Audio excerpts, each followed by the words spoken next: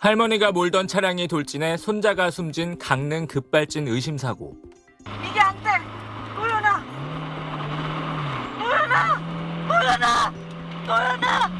브레이크를 밟았다는 운전자 주장과 달리 국립과학수사연구원은 사고 기록 장치 EDR을 분석한 결과를 토대로 페달 5조작으로 결론 내렸습니다. 운전자 측은 EDR 결과를 믿을 수 없다며 사고 재현 실험을 진행했고 EDR 기록과는 다른 결과가 나왔습니다. EDR은 사고 발생 5초 전부터 0.5초 간격으로 속도와 엔진 회전수, 가속 페달 밟은 정도, 브레이크 사용 여부 등 정보를 기록합니다. 그러나 EDR 감정으로 차량의 기계적 결함이 인정된 적은 한 번도 없습니다. 일부 전문가들은 EDR이 최종 데이터만을 기록하기 때문에 문제가 생길 수 있다고 지적합니다. 엔진이나 자동 변속기 등을 제어하는 전자제어 장치의 오류로 급발진했다면 원래 운전자의 조작이 아닌 오류로 발생한 기록만 EDR에 남을 수 있다는 겁니다. ECU 자체도 이 판단을 잘못하는, 즉 소프트웨어가 엉켰을 가능성이 높기 때문에 여기를 통해서 나오는 자동차 기록 장치도 신뢰성이 떨어질 수밖에 없다는. 국과수는 전자제어 장치의 정상 여부도 검사한다며 잘못된 결과가 EDR에 기록될 확률은 희박하다고 반박합니다. ECU가 만약에 잘못됐다라고 하면은 ECU 내에는 고장 코드가 남게 되고요. 실질적으로 이제 그 사고와 관련이 있는 부분인지 여부 또한 저희가 검사를 하고 있습니다. 또 급발진 구간은 통상 수십 초간 이어지는데 EDR은 5초만 기록되는 점도 논란을 키우는 이유로 꼽힙니다. 아예 페달 부분만 녹화하는 블랙박스를 설치하는 사람도 늘고 있습니다. 증거가 좀 확실하게 사용이 되지 않을까 해서 그런 분이 좀 많이 찾으시는 것 같아요. 미국에선 EDR을 20초 동안 기록하도록 하는 법안을 추진 중입니다. 우리 정부는 정확성을 높이기 위해 현재 최대 45개인 EDR 기록 항목을 67개로 늘리도록 하는 내용의 법 개정을 추진하고 있습니다. SBS 정준호입니다. 주행 재현 시험은 법원이 선정한 감정인 주도하에 사고가 났던 바로 그 현장에서 진행됐습니다. 운전자 과실이라는 국과수의 분석이 타당한지 검증하기 위해서입니다.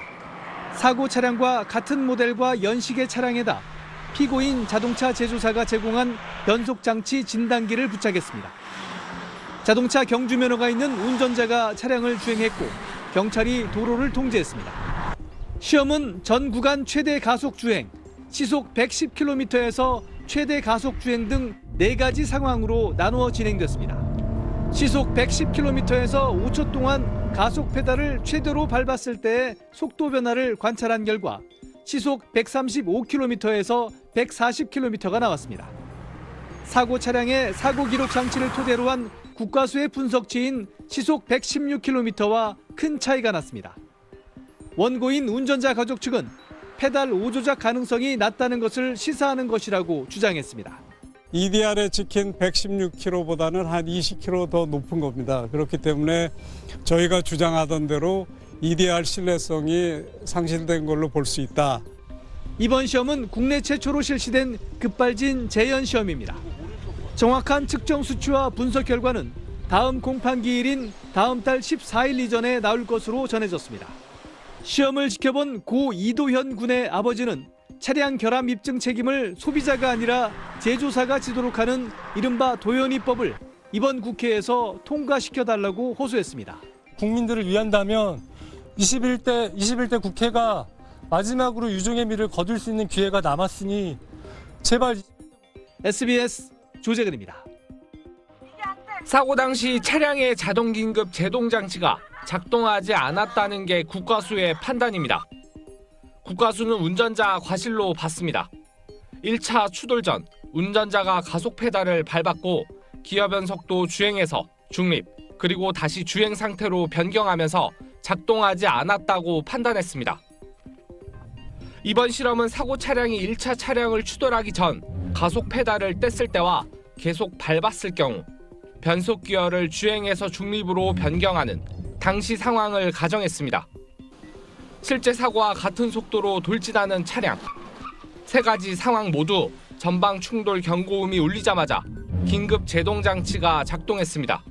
AB가 작동했었더라면 당시에 차량의 속도는 높은 게 아니었기 때문에 이 사건 사고의 비극을 방지할 수 있었습니다. AB가 작동하지 않은 것은 치명적인 결함이다. 지난달 페달 5조작 여부 시험도 국과수 감정과 달랐습니다. 가속 페달을 시속 110km에서 5초가량 밟자 속도계는 최대 130km까지 올랐지만 차량의 사고 기록 장치는 시속 6km만 증가했습니다. 때문에 가속 페달이 아닌 브레이크를 밟았다는 게 운전자 측의 주장입니다. 감정인은 차량 속도와 엔진 회전수, 기어 변속 등을 모두 확인한 결과 국과수 감정을 인정하기 어려워 보인다고 분석했습니다. 사고로 손자를 잃은 운전자와 가족은 차량 결함이 명백하다고 호소했습니다.